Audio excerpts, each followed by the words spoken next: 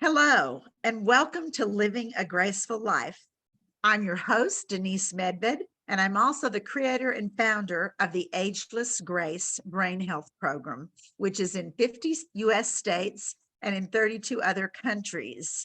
And the purpose of this show is to remind all of you that it's never too late to make the kinds of choices you make to live the life that you want to live. Happy about this guest that we have with us today from the UK, Jo Brizland-Cullen. And she's not only a friend of mine, she's also an Ageless Grace educator and an Ageless Grace trainer. And she works with patients in the world of dementia. And so, Jo, welcome. I'm so happy to have you here. Hi Denise. Hi everyone. I'm pleased to be here. We've just been having a lovely catch up because it's been 4 years since I've seen you face to face, and that's a long time. A lot of catching up. And a lot has happened in that 4 years, right? We all know. So what I'd love to ask you to do is first tell people a little bit about your background, and then we're going to talk about your story and how you got interested in dementia. But tell us a little bit about you. Okay, so originally I used to work in housing field, so supporting older people to live well. So that could be like after falls, mobility issues, things like that. And making sure that their well-being, they were well looked after as well, mentally as well as physically. And then from there, I always had a passion for fitness and became a fitness instructor and started working my way up to deal with people with more complex needs. So I worked with people who'd had strokes, I worked with heart patients and did cardiac rehabilitation. And then fell into another field where I was working with people who'd left hospital. So providing reablement and aftercare and trying to coordinate. So all those experiences came together in a really rounded way. And then my dad got dementia, and that tipped everything upside down. And that's when I came to meet you. Trained as an educator in 2017 with the lovely Ali in Nottingham, and then came out to share my story with you in North Carolina, and you very kindly made me your honorary daughter. So you're now my American mama. And became a trainer back in 2018. And from there, I've just sort of used Ageless Grace in a variety of ways, which I'll go into in a little bit more detail in a bit. So that's me. Thank you. That is you.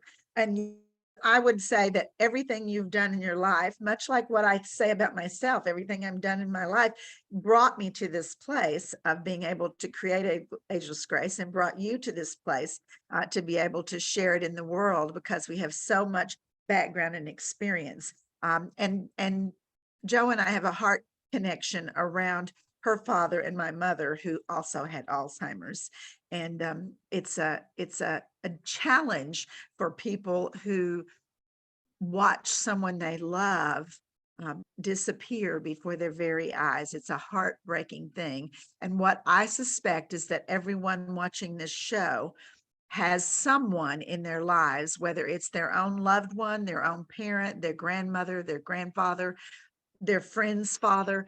They have someone in their lives who has been touched by some form of dementia. It's all over the world, and it is an ugly and horrible, challenging disease. But guess what? There are so many things that we can do to make their journey better. And that's exactly what Jo has done with her skills, all of her skills that have been brought together.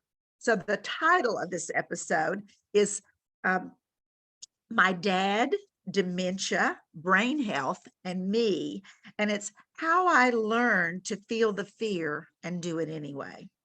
And so, Jo, I would love for you to tell us a little bit about the vision that you have shared both at the Ageless Grace Retreat and with me personally, about how to improve life for people living with dementia, and what's happened since you shared that story with so many people.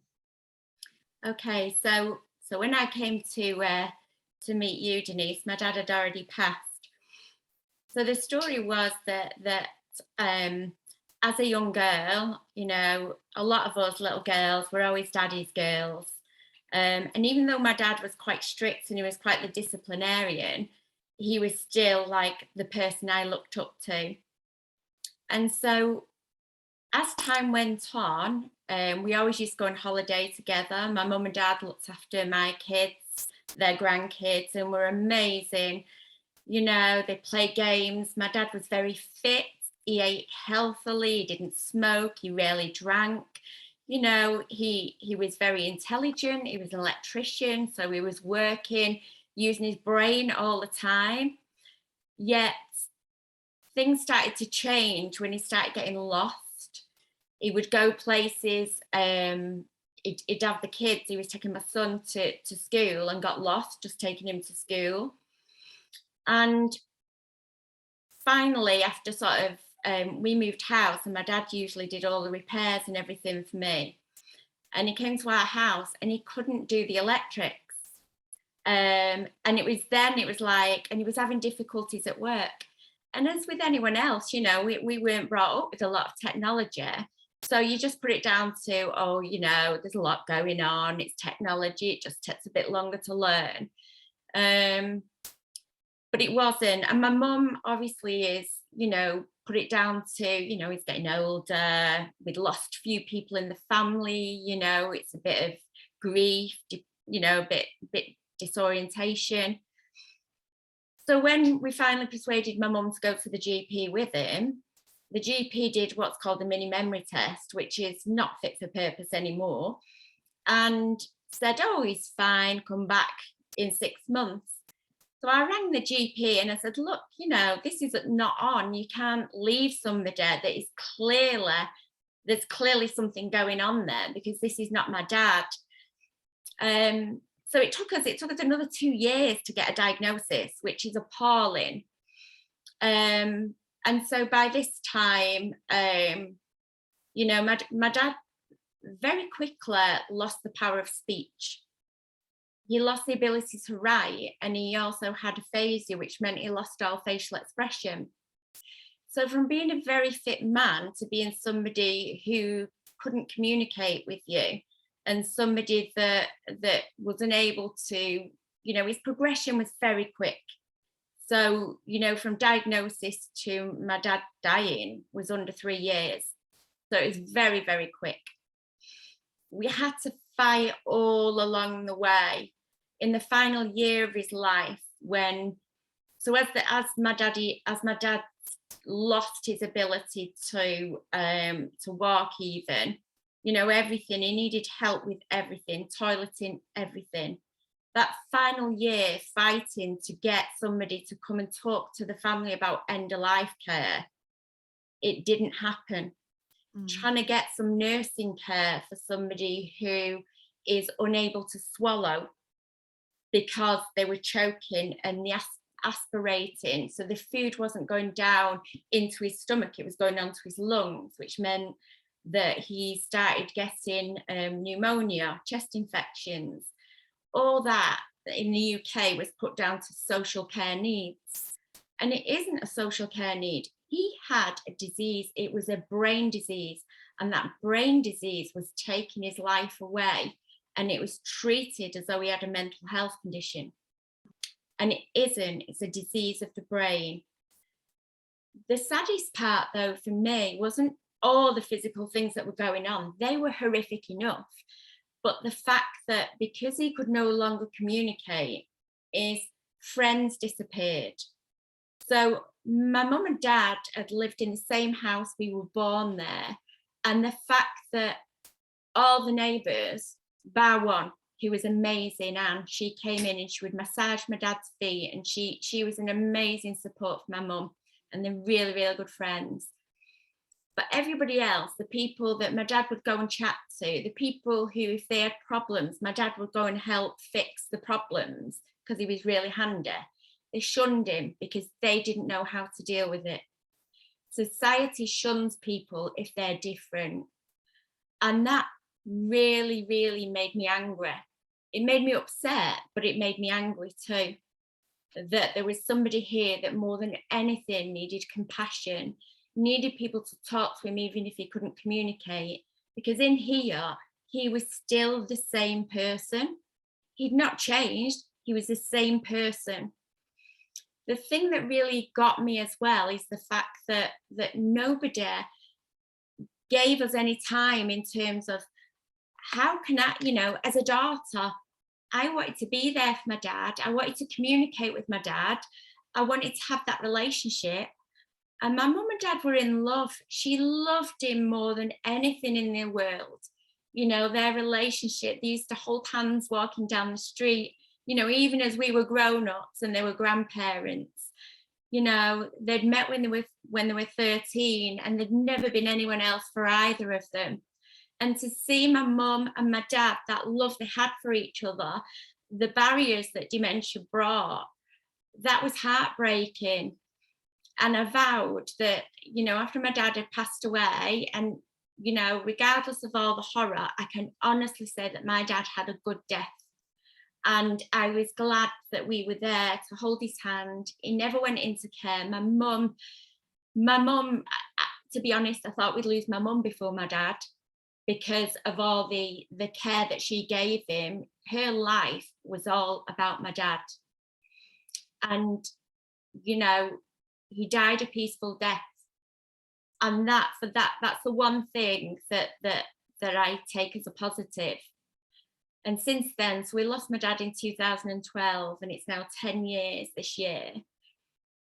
And in that time, I fought and fought and fought to try and get, opinions changed about dementia, to try and get some change in our community, and to try and get some change in society.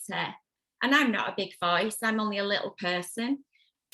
But through my learning, and obviously that's what drove me to brain health, is I had all these skills and all this learning and all this experience, but I couldn't help my dad. So it was like, well, what can I do to help others?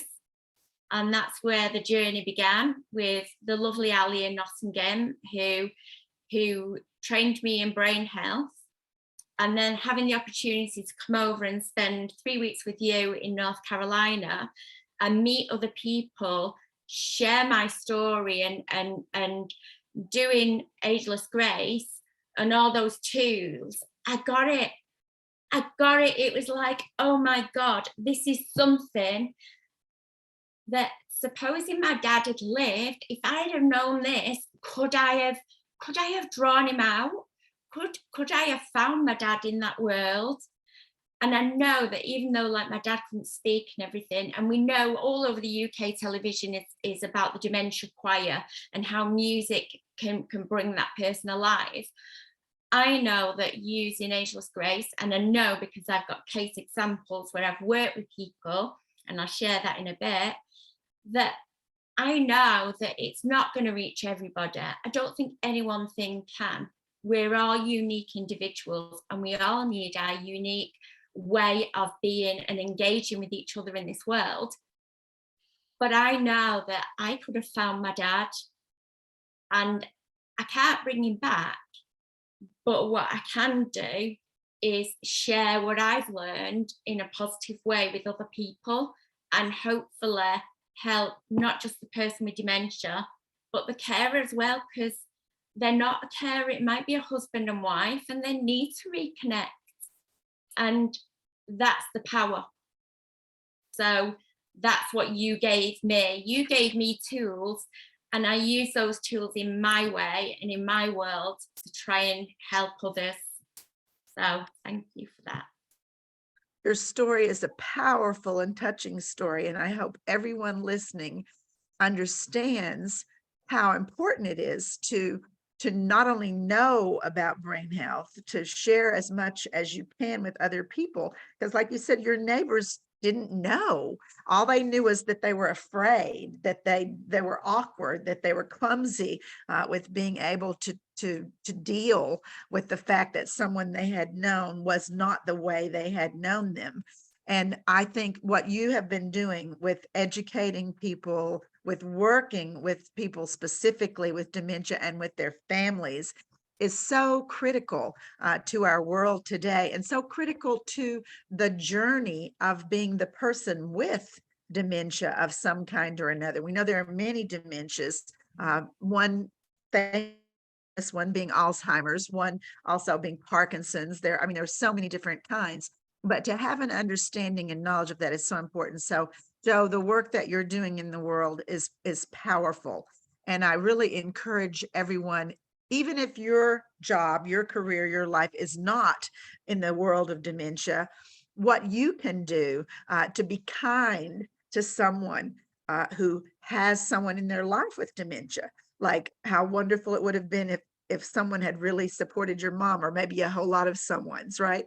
How wonderful it would have been if someone had just come and sat with your dad so that he knew that his friends were still there for him. And that's the kind of thing that we can all do. We can all reach out. There's a woman I had on my show not long ago called Yvonne Heath, who was in a hospice for many, many years, a hospice nurse. And she deals with grief and loss and loss of all kinds of things, as in, you lost your dad, even though he was still alive. Your Exactly. mother lost her husband, even though he was still alive. There's all kinds of grief besides actual loss of death. And so she was saying she started a movement, which you would love, called I Just Showed Up. Yeah. And she said most people don't know what to say, they don't know what to do, and so they avoid it. They block it out. But Yeah. she's saying if you just show up, just go to the door and say, I don't know what to say, but I'm here. Just sit beside someone and say, I don't know what to do, but I'm just gonna sit here with you. She told me a sweet story of a little girl. I don't know if it's true or not, it doesn't matter, but that the neighbor across the street passed away, and the husband, and the wife was still there. And the little girl went across the street, and the mother was thinking, I wonder what she's going to say to them. And she was gone for a long time, like an hour, hour and a half. And when she came back, she said, honey, what did you say to them? She said, oh, I didn't say anything. I just helped her cry. Yeah. Yeah. I'm getting teary myself. So that's the I just showed up. And that's what I hope this show encourages people to do, that encourages them to just show up, Yeah. knock on a door, write a note, send a card, you know, take a casserole, do something to be there. You have done so many things, and I just am so honored to know you because of all the work that you do in the world. And I know that you've had your own mental health struggles. Do you want to share a little bit about that? Yeah, I think so I'd always struggled with my mental health. I think even going back to when I was a child, and quite a lot of trauma I went through, sexual abuse um, and bullying, significant bullying, dogged my life for a long, long time. Um, that sent me on a trajectory that probably wasn't a healthy trajectory because I didn't know who I was. And I think, ending up, obviously losing a best friend at 18, losing somebody that I loved at 26, and losing a lot of my grandparents. There was so much loss, and I didn't know how to deal with that either. Because I think in my generation, people never talked about any of these things. And so what you tend to do is just bury it and bury it and bury it. And it comes out in behavior with people. It can be drink, it can be drugs, it can be a lot of different things. It can be struggling to maintain relationships and struggling with so many things. And I would run away from a lot of things. But at the same time, I was also a mum. So I was a single parent. I had a child very, very young. So trying to look after a child, trying to work, trying to deal with my own mental health, you just push it all down and you just keep going and going and going. And I think, as I got older, obviously I had eating disorders, etc., and very, very poor body image, which I still battle with. But it came to a point that in 2017 that I was 5 minutes away from ending my life. And the only thing that stopped me was my dog, because it shows you what bad state I was in, is that the fact that it was in the car and I'd planned everything out and that was it. And it was only just looking at my dog and thinking, oh my God, I don't want to hurt the dog, that stopped me from ending it. Now I feel really sad because I think, oh my God, I valued the dog over my own life. It wasn't a nice place to go to, and it hasn't been. It's been a long recovery, and it still is painful, and there still are these bumps in the road, but that is life. And I just feel very blessed that actually when I started on the brain health journey, so when I started Ageless Grace, I was so low. And just doing little bits each day where the biggest thing was connecting my body with my mind. So it wasn't about thinking, because the first counselling session I went to, they said, tell me about it. Well, I've never been able to talk about anything. So how do I know how to explain what's going on? Because I've never had to. I don't know how to. And I ended up with a counsellor saying, I can't work with you. And I was thinking, God, I must be really bad if a counsellor can't work with me. I've come to you for help and you're telling me you can't work with me. And so I did. I went into my Ageless Grace. I started that walking, being out in nature. They were the things, reading as much as I could, because obviously you started me on the brain that changed itself. And anything I could read about the brain. I read the Chimp Paradox. I started reading all these books thinking, okay, so this is where I am. I need to get all this rubbish out of my life. I don't know how to do it. But actually, I know that I'm feeling good when I'm doing these brain things. I know I'm feeling good when I start thinking and breathing. And then after I did the training with you, and for somebody that was scared of going anywhere on her own, I drove down to Gloucestershire and I had 3 weeks of a deep, immersive yoga teacher training.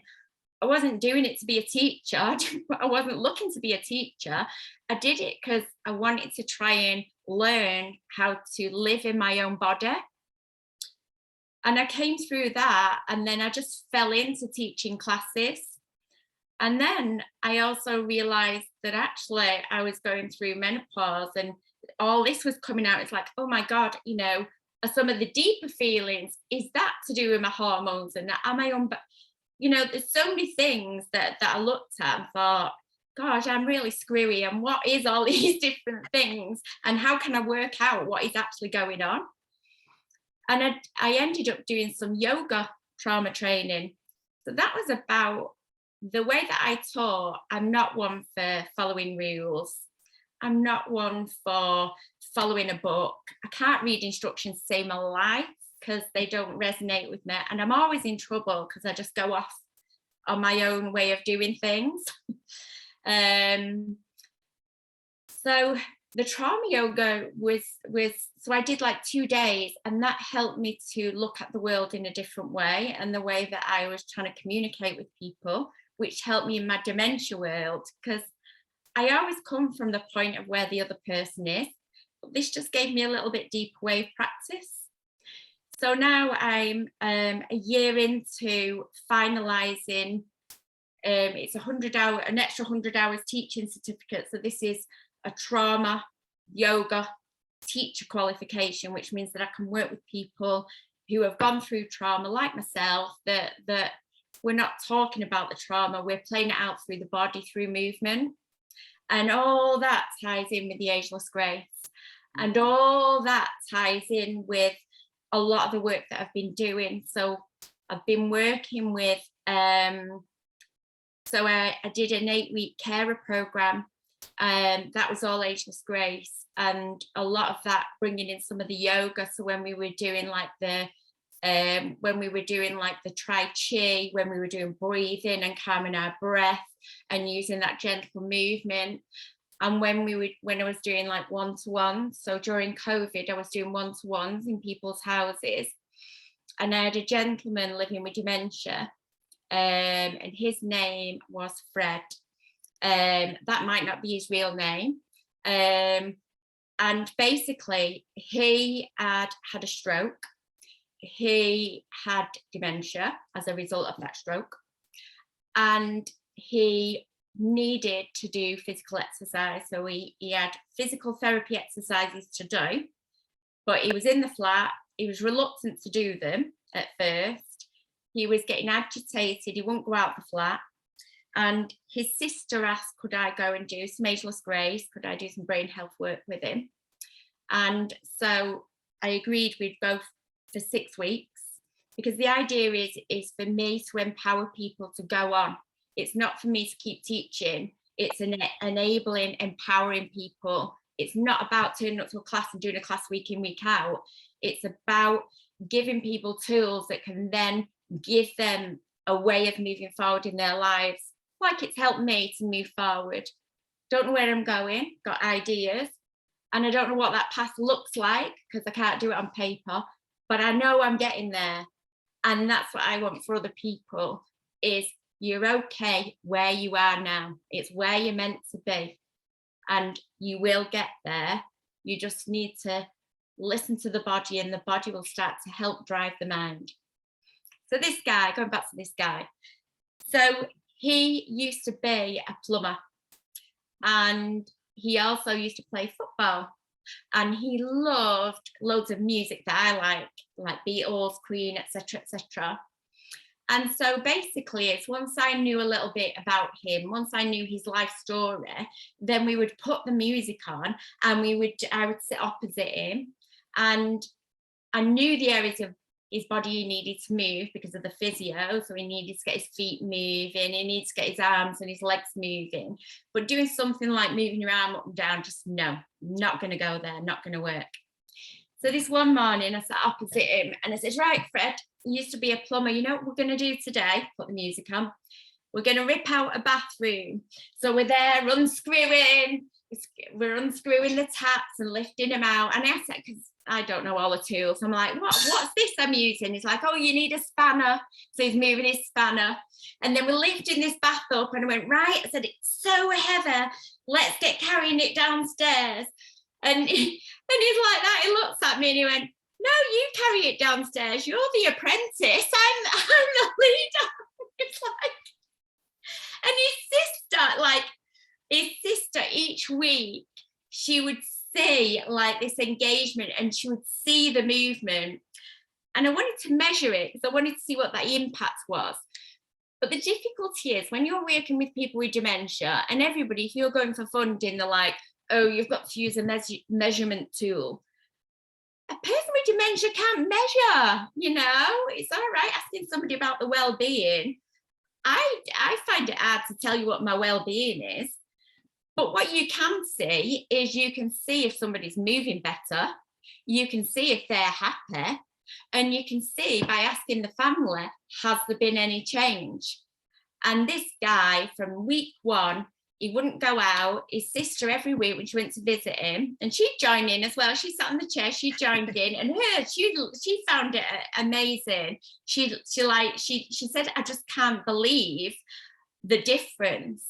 And so at the end of the first session, as I was going, she messaged me later, and she said to me, she says, every week when I go, I ask him, will he come out for lunch? And every week he says no. He said, after you'd been, I asked him, as usual, will you come out for lunch? And he said, yes. She said, and he was like, his mood just stayed up all day. She says, and I noticed that he was walking better. And that was just by using natural body movements, wasn't enforcing anything, because what it was doing was giving his body the freedom to move as it wanted to move, rather than verbally trying to send those messages, which in dementia are blocked. So, and I just found like using, so I also did a 7-week program with carers, and they were carers for people, for adults with learning difficulties. And they're 24-hour-a-day carers, and they've had that responsibility from birth, and they're going to have that responsibility until death. And that is the most hardest job role, I think. They blew me away, these carers. And each week, like, we'd do some tools, we'd have fun, we'd measure, like at the beginning of the class, I'd ask them to fill in a form as to how they felt, you know, mentally, physically, what had been going on. And at the end of the class, how they felt. And then in the final week, we invited all the family, everybody come in, and we had a big party, and we had brownies and everything. And the difference, so a lot of them, they had small windows of time that they could do something, because the first week there was a lot of negativity. It was like, how am I going to exercise? I don't have time. I'm a carer 24 hours a day. And it was around, hang on a minute, what about when you're watching telly? What about when you're in bed? And the difference, so I evaluate that. So I did a report on that. And the organisation that paid me to do it, they were like, oh my God, you know, this is really, really good stuff. So you could see that people were thinking in different ways. So they would use some of the tools stuck in traffic. They would use some of the tools when they were lying in bed. They would use some of the tools when they were putting the kettle on in the morning, because they knew how they could use it. And they used to have, so once a month, all the carers with the adult kids that they cared for, they would go to a disco that was, you know, sort of specially catered for them. And they started using the tools in this family disco. So like more of the carers started joining in as well. So it was just like, wow, this is amazing. Oh, excuse me. And that's what it's about. It's, you know, it's about empowering people to think in a different way about how they can use their body. It's not exercise, it's life change.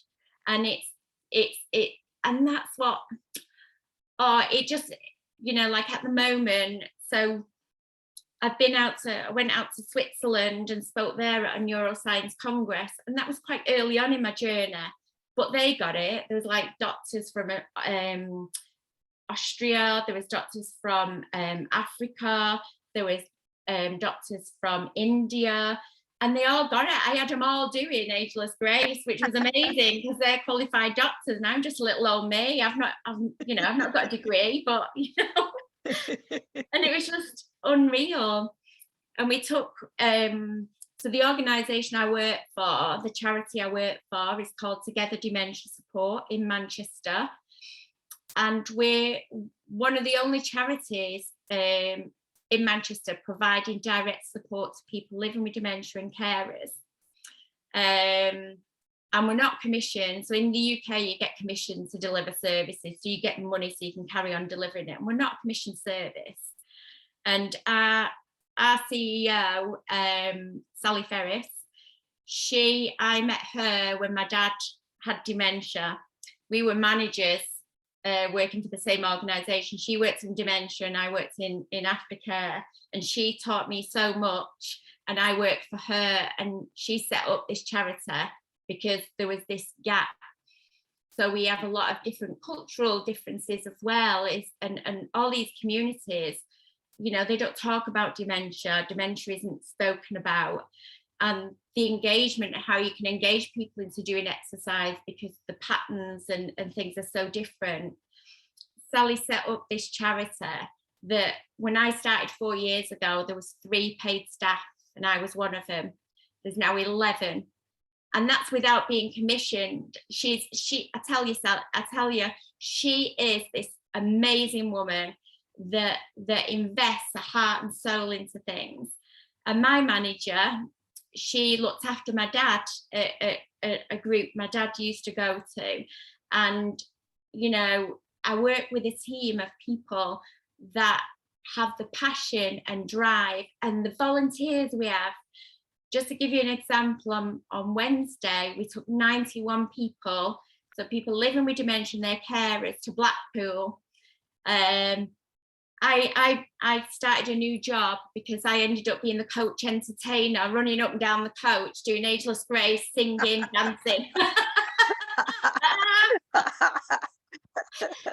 And you know what? It was like, you know, it was like to see people who don't get opportunities to go out, and to know that all these people that work for this organization and all these volunteers that gave, one of the volunteers gave 10 hours time, you know, free, to help other people. And I just think, you know, when I just think, you know, sometimes we have a lot of politics in the UK at the moment, and I won't even go there about prime ministers, let's not go there, or about funding, or about bad financial decisions.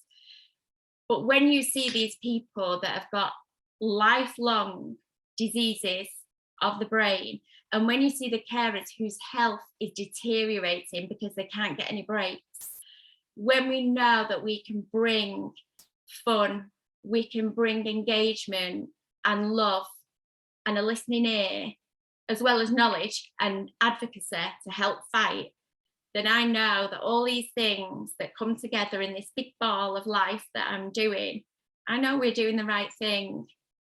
And, you know, I think Ageless Grace started me on that path. And it isn't just exercise, because look at how my life has evolved. That was the start, that was the catalyst for change for me. And I have changed. And, you know, it is hard banging your head on doors, because a lot of people don't want to listen. But you know what? The fact that you knew all this stuff and you started this program in 2011, before anybody had even heard about neuroplasticity, before anybody had even thought about brain health. And I just feel so privileged that I get it. And I feel so privileged that I'm able to let others see, hear, and get it. And it might not be massive game changers, it might not be the top of the pile, but I know each life that we're supporting through our dementia charity, through Ageless Grace, through my yoga, through all these connections I've made, and making a positive difference in those lives that really need it. And that's power, not about being rich, not about being able to go out there and say, I'm this, I'm that, and the other. We're the people who, by the little things that we do, are making this world a better place. So thank you, Denise. Thank you, Ali. Thank you, Sally and Claire. And thank you to everybody that really, really, my family most of all, and my mum and dad, who put me on this earth and have given me the chance to make a difference. There you go. You, I think I've been teary through this entire conversation that we're having, because you are so powerful with what you are doing in the world, and the way in which you're doing it, the way in which you're expressing it and sharing your story with others, about your dad, about yourself, about your journey, about people like Fred. Those are so powerful and so meaningful. And you're right. All it takes is greater awareness, as simple as we mentioned earlier, maybe on a personal basis, just showing up for somebody who is the carer of someone who's going through a form of dementia, or any brain or health issue. There are so many kinds. Or being kind to someone, or but what you just mentioned last about your volunteers is just remarkable, that so many people understand. And I think it goes back to what we were talking about at the beginning, Joe, that everyone listening to this and watching this knows someone, Yeah. maybe several someone's, either in their immediate life, their immediate family, or in the lives of their friends and their neighbors who is going through a mental health struggle, a brain health struggle, a Yeah. form of dementia. And and like you say, it's just not easy to know what to do. Mhm. It's not easy to know how to address it, but it's so simple to volunteer an hour of your time or Yeah. 10 hours Yeah. of your time to do something like that. Tell me again the name of the organization you work for, because I'm hoping that people in the UK, especially who hear about this, might be willing to volunteer some time. And I don't know if there's a way for people to make donations to your organization or not, but tell us about that. Yeah, so our charity is called Together Dementia Support. We have a website and we have a Just Giving page for anybody who wants to donate. If you're living in the Manchester or Trafford area, we really need volunteers to help us reach out to more people. Um, we've had to close our waiting list for a little bit because we've got that many people needing our support that we need to make sure that we're able to support those we've already got. So we desperately need volunteers. We're doing a program, and I'm working on a program called Together at Home. And this was a passion of mine because that takes me back to the very start of the journey with my dad and mum being stuck at home and needing somebody to go in and do things with them and share time with them and give them things like Ageless Grace to do. And we're doing that project, but we need volunteers desperately. We've got so many families out there that you'd spend the afternoon crying if I shared some of the stories that we're hearing day in, day out. We're crying out for support. They are, and the health and social care system is just broken. It shouldn't, like you say, it shouldn't need people like us, but it does. And while we can do, but we need everybody's help. So if you want to donate to us, just go onto our website and look at all the amazing things that all our staff, all our volunteers do. It's Together Dementia Support in Manchester. And if anybody's interested in doing Ageless Grace training or wants to know about the trauma yoga I'm doing, then you can email me on agelessjbc@gmail.com. And obviously, Denise, on the website, on the Ageless Grace website, there's loads of trainers all over the world. So, please get in touch with any of us. We're here to help spread that word. And, for Denise to get it across 32 countries is some feat in itself. So I'm surrounded by powerful people who are all making their little way around the world and making a difference. I truly believe that we can change through kindness. Oh, I think we can change through kindness too. There is a thread, and you are the shining example of that more than most people I know. There's a thread of compassion and kindness and love that threads through all the people that are attracted to work with Ageless Grace, to work with people who have dementia or other kinds of cognitive decline or brain health issues and challenges. And that compassion and caring kindness is what I think the whole being here on this planet is all about. And we just have directed it at an area in the world that especially needs attention. As you said, not only the people with cognitive decline of any kind or brain health challenges, but the people who care for them, the people who love them. They're all of those people. And interestingly enough, it's massive, sadly enough. And those of us again who are touched by it in some way or another, our best friend's mother, our neighbor across the street, whoever it might be, all of those touches almost everyone in the world in some way or another. So what you are doing, Joe, is powerful. Again, would you mind to just spell out for people the name of the website, and can they go on the website and make a donation if they are interested? Yes, they can. So it's www dot, all one word, together, dementia support .org or .com. It's one of the others. But you'll find it if you just put in together dementia support, and it's all one word. There's a Just Giving page, there's a donation page, there's lots of opportunities to support us. So have a look at some of the fun things that we get up to. And if anybody's interested in Ageless Grace or wants to know more about the work that I've been doing and all the other little bits that I've been doing, just send me an email. It's agelessjbc@gmail.com, all lowercase. And I've got some Ageless Grace online training coming up in November. So if you're interested, get in touch. And when there's an online training, I mean, as long as that works out with your personal time zone for you, you can attend from anywhere. You don't have to be in Manchester or the UK. You can take Joe's training to learn more about brain health.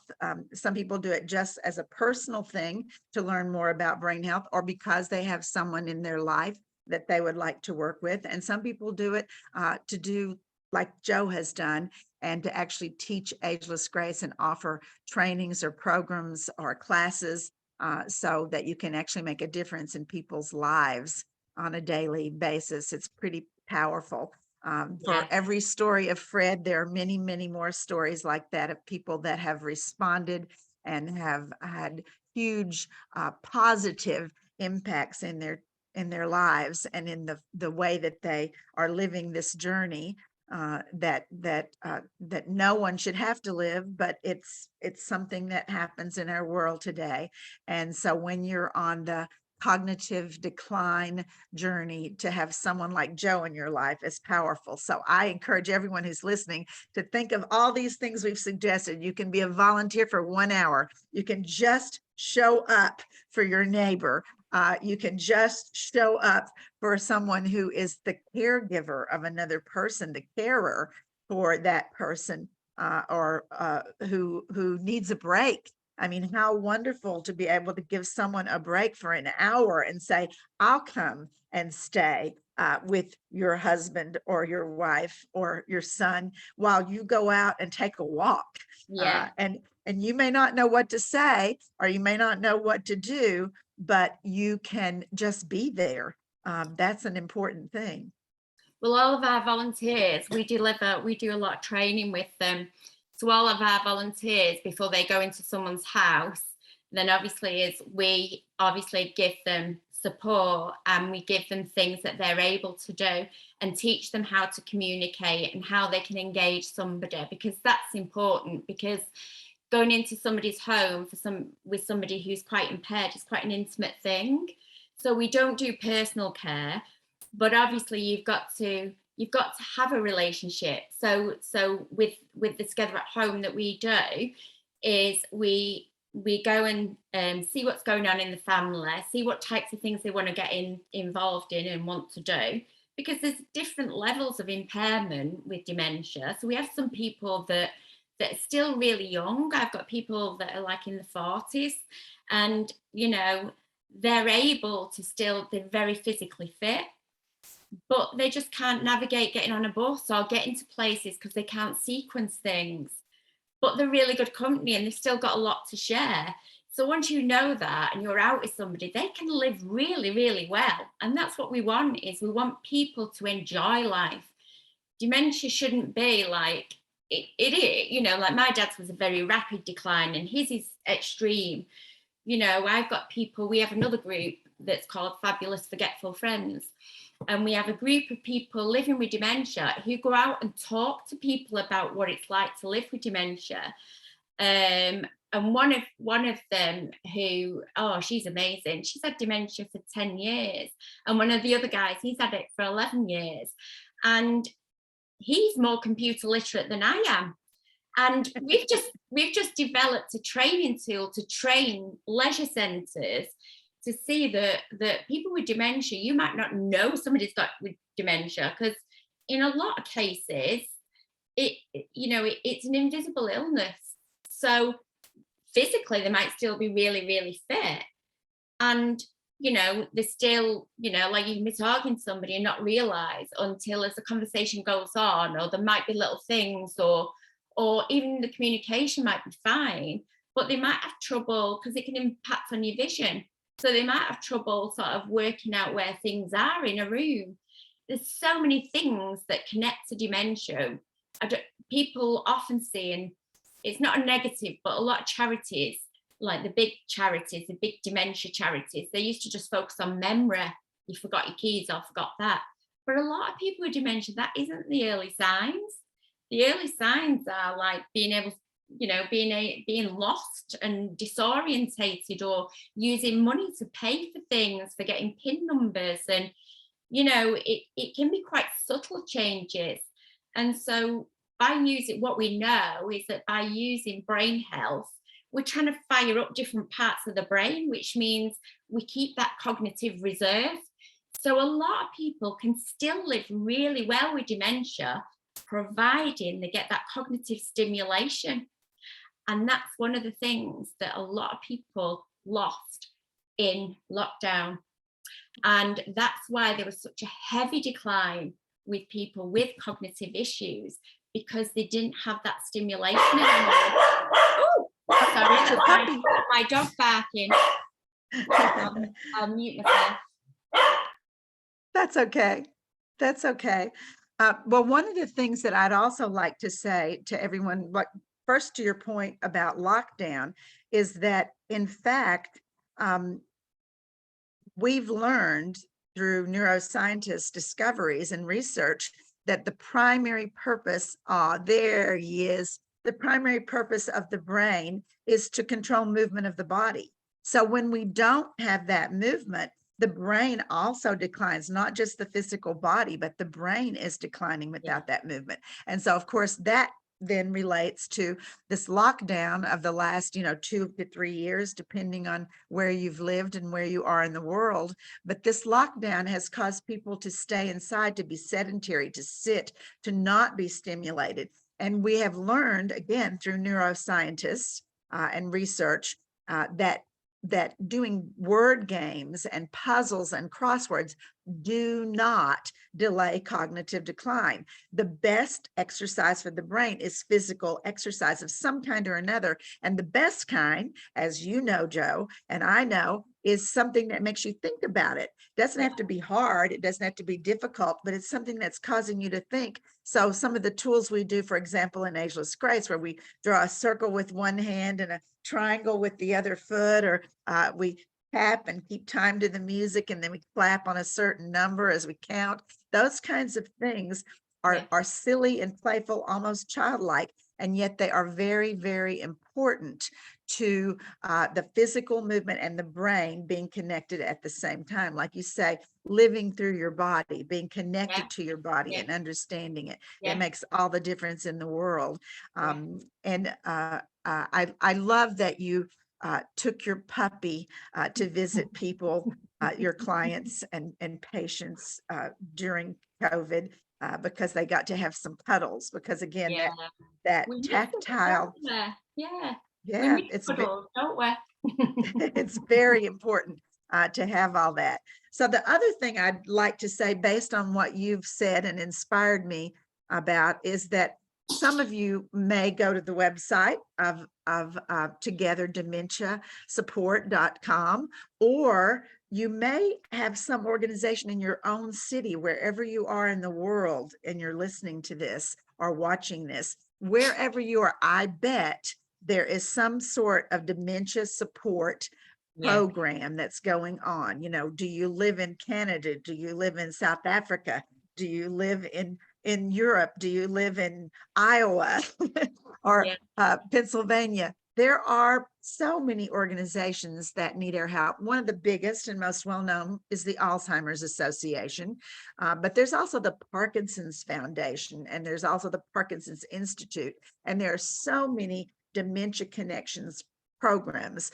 We have just started working with a company called the Dementia Connection, Dr. Jennifer Stelcher and Jessica Ryan, and they do a 6-hour certification that can certify you as a dementia connection specialist. And that's another important thing. It's a simple, very affordable program. It takes 6 hours.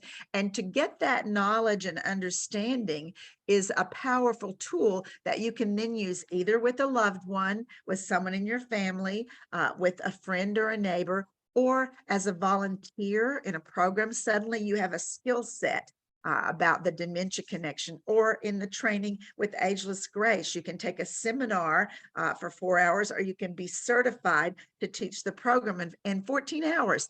Pretty quick to be able to make a huge impact on the world. And if you go to agelessgrace.com and you look for trainings, then there's a schedule. And for example, you will find it's Joe Brizland-Cullen. And Joe Brizland-Cullen, that's the JBC, agelessjbc at gmail.com. That is where you would find her trainings. And there's also a bio on there and a background. And as she said, there are other trainers all around the world that might be offering a program that's in your time zone or at a convenient date or time. And some of them are even spread out where you don't have 7 hours one day and 7 the next, but maybe you have 3 or 4 hours one day, and then the next week, 3 or 4 hours, and they're spread apart so that it can also fit your schedule. And the Dementia Connection, which I hope many of you will go and see. And when they ask you where you heard about it, say Ageless Grace, so they know and they can track that we're supporting what they do. And then there are other programs throughout the world. There's a company called Ageucate, Ageucate, Ageucate, that offers programs in what you were just talking about, Joe, understanding dementia. They put you through a virtual dementia training. I went through it myself, where you put on, goggles and you put gloves on your hand, and you're assigned simple tasks to do. And like you say, it's not always the memory. It can very often be, this was overwhelmingly enlightening to me, that they asked me to do a simple thing like pick up some certain objects and put it in a bag with this mat, with this thing over my eyes, and with gloves on my hands, and with a little sound stimulator, because you hear little noises and everything gets more personified. And I couldn't do it. And I was so frustrated. And I have a very healthy brain and I'm a healthy person. So I was thinking, I cannot even imagine how it must be to be the person with dementia. And as you said, you can live very well as long as someone knows that you have dementia and recognizes it, honors it. And there are so many programs and activities that people can do that can really help them have a quality of life. So I just want to say that I literally bow, getting teary, bow to you, Joe, for the work that you're doing in the world, and what you've done with the tools of Ageless Grace and trauma yoga, and the different things that you have that can help people have a better quality of life in the world. I'm honored to not only know you, but I'm very honored that you are an Ageless Grace educator and an Ageless Grace trainer, and that you're making such a positive difference in the world. It's making me cry. Oh, don't you start me. So again, I just want to say to everyone that the whole purpose of this show, called Living a Graceful Life, is that to remind you that it's never too late to begin making choices to create the life you want to live. And I don't know about you, but almost every person I've ever come in contact wants to do good in the world. They want to do something that makes a difference. They want to be helpful, compassionate, and kind. And so the ideas that Joe has given you today of being a volunteer, of just showing up, as Yvonne Heath says to us, and Those types of things are so important to your own quality of life. We know that when we give a gift of service to someone, it always comes back. It always comes back and nurtures and supports us. So thank you, Joe, for your inspiring story. Thank you so much for giving your time to us to do this show, and many blessings to you and all the work that you're doing in the world. We appreciate you so very much. Oh, thank you for having me and for a catch up. It's been beautiful. Thank you. It has. Thank you all.